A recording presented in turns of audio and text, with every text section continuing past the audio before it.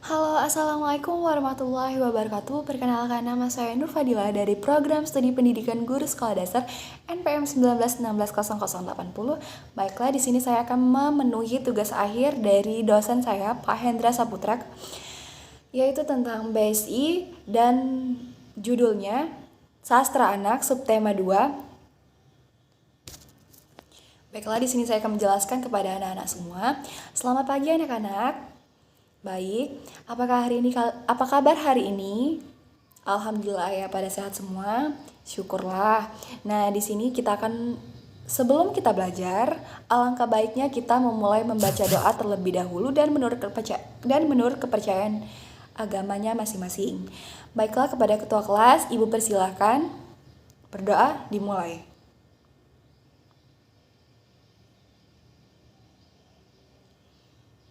Baiklah. Nah, selanjutnya kita akan memulai, yaitu Ibu akan memulai dengan mengabsen terlebih dahulu. Baiklah.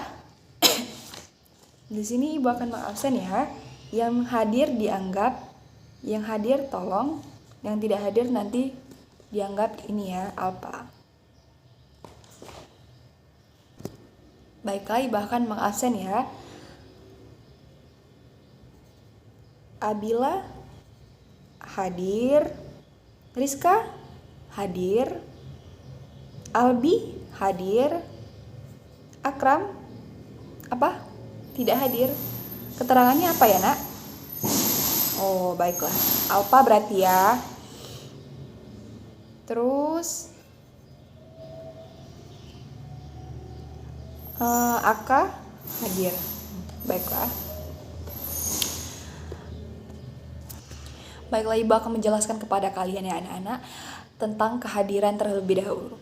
Kalian tahu tidak, kalau misalkan seandainya kalian tidak masuk atau tidak ada keterangan, tolong diberitahukan kepada guru bahwa kalau misalkan kalian sakit, itu dikirim surat sakit. Misalkan kalian ada keperluan atau kepentingan apa di luar ini, misalkan izin, tolong diberitahu guru bahwa itu sangat berpengaruh terhadap nilai kalian nanti. Seandainya jika misalkan si Akram tidak hadir dan Alpa, itu berpengaruh terhadap nilainya nanti. Nah, untuk anak-anak semua, jika misalkan kalian tidak masuk sekolah atau ada kendala apa, entah itu sakit, entah itu izin, tolong diberitahukan guru dan beri keterangannya apa. Baiklah, Ibu akan memulai pelajaran pagi ini ya anak-anak. Nah, kita akan memulai pelajaran tentang sastra anak itu seperti apa. Sastra anak itu nanti Ibu jelaskan. Nah, di sini Ibu akan menjelaskan tentang yaitu sastra anak. Yang pertama itu pentingnya sastra untuk anak. Nah, di usia-usia kalian ini merupakan fase perkembangan yang sangat labil. Nah, pada usia tersebut, kalian itu sangat mudah menerima berbagai hal, baik positif maupun negatif. Apa yang lebih banyak yang kalian terima daripada di usia kalian akan sangat menentukan perkembangan dan intelektual maupun moral mereka pada saat nanti kalian dewasa. Setelah kalian besar nanti, hal-hal baik itu yang akan terus kalian lakukan dan membiasakan sejak dini. Nah, demikian pula sebaliknya, jika kalian diajarkan atau dibiasakan dengan hal-hal negatif seperti berbohong maupun berkata kasar, maka bukan hal yang tidak mungkin kalian akan meneruskan kebiasaan buruk tersebut. Nah, kalian percaya atau tidak? Percaya ya. Nah, alangkah bagusnya jika pada sekarang Ibu akan menerapkan kepada kalian hal-hal yang baik, misalkan. Nah, anak-anak itu seperti kalian ini disuguhkan dengan berbagai bacaan yang dapat memperkaya intelektual dan moralnya.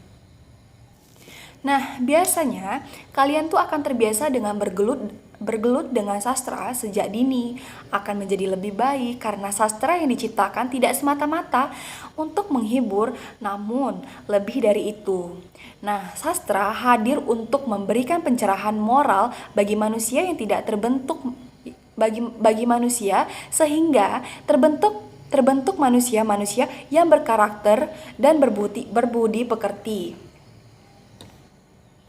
Nah, Ibu akan menjelaskan sastra anak terdapat menjadi dua kebutuhan utama anak-anak, yaitu hiburan dan pendidikan. Nah, kalian itu dapat merasakan hiburan lewat bercerita maupun untaian kata dalam puisi melalui belajar sastra. Demikian pula dengan belajar sastra, anak-anak secara tidak langsung dididik untuk meneladani berbagai nasihat, ajaran maupun moral yang disampaikan dalam karya sastra anak. Nah, dalam sastra ada enam manfaat sastra terhadap anak-anak. Yang pertama yaitu sastra memberikan kesenangan, kegembiraan, dan kenikmatan kepada anak-anak. Yang kedua, sastra dapat mengembangkan imajinasi anak-anak, membantu mereka dan mempertimbangkan dan memikirkan alam insan, pengalaman atau gagasan dengan berbagai cara. Misalkan, yang ketiga yaitu sastra dapat memberikan pengalaman aneh yang seolah-olah dialami kalian sendiri oleh para siswa. Nah, yang selanjutnya yaitu 4.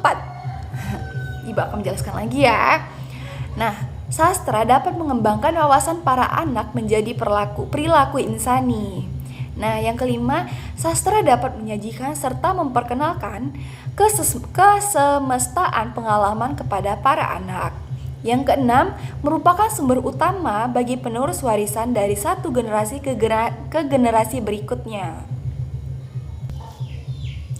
Nah, sastra anak juga mendefinisikan sebagai karya sastra yang menempatkan sudut pandang anak sebagai pusat penceritaan, bukan pencitraan ya anak-anak. Misalkan, secara sadar atau tidak sadar, kehidupan kita selalu dikelilingi dengan sastra.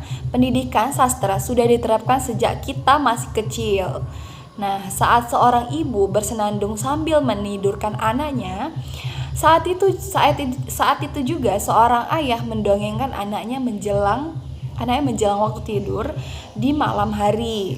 Itu semua merupakan karya sastra yang dimulai memperkenalkan kepada anak-anak, kepada kita sejak masih di dalam rumah sampai kita memulai mengenyam pendidikan formal di sekolah sebagai salah satu mata pelajaran yang wajib.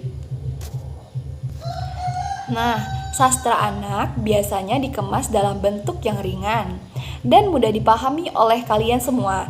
Begitu banyaknya jenis-jenis cerita anak dalam bentuk fiksi maupun non-fiksi. Jenis-jenis ini pun terbagi menjadi beberapa genre. Nah, yaitu memberikan kesadaran kepada kita bahwa pada kenyataan terdapat berbagai genre sastra anak selain cerita, lagu-lagu yang telah familiar di kehidupan kita misalkan.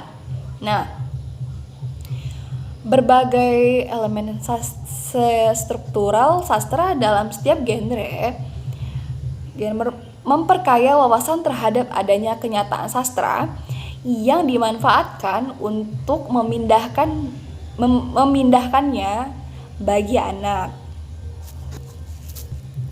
Nah, sastra anak juga mempunyai beberapa fungsi khusus berikut ini. Yang pertama yaitu melatih dan memupuk kebiasaan membaca pada anak-anak.